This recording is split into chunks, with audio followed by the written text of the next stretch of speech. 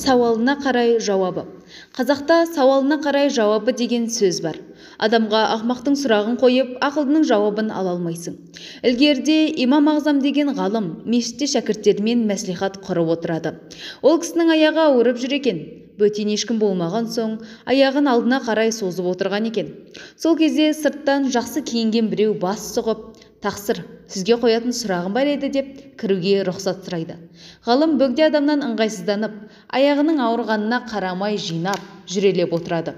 Ұстаздың рұқсатын алған соң ол сасқалақтап, ойын дұрыс жеткізе алмады ма, кім білсін. Таң атпай тұрып, күн шығып кетсе, не істейміз деп сұрайды. Сонда имам, онда аяқты созамыз деп, аяғын созып еркін отырыпты. Өйткені оған бола аяғын ауыртудың ешқандай қажеті жоқ екені түсінікті болып қалыпты. Тағы бірде дәріс беріп отырған Әбу Ханифаға бір кісі шалбарды басқа жастап жатса не болады деп сұрайды. Ғалым одан, шалбарыңыз қалың ба, жұқамайды деп қарсы сұрақ қояды. Қалың, дейді сұрақ иесі. Онда басыңыз биік болады, депті ғалым. Бір жолы тағы да сол ғалым имам Ағзам Әбу Ханифадан бір жас жігіт, «Ұстаз, битті тырнақпен қысып өлтірсе не болады?» деп сұрапты. Оған әйгілі ғалым «Шырт етеді» деп қысқа ғана жауап қайтарыпты.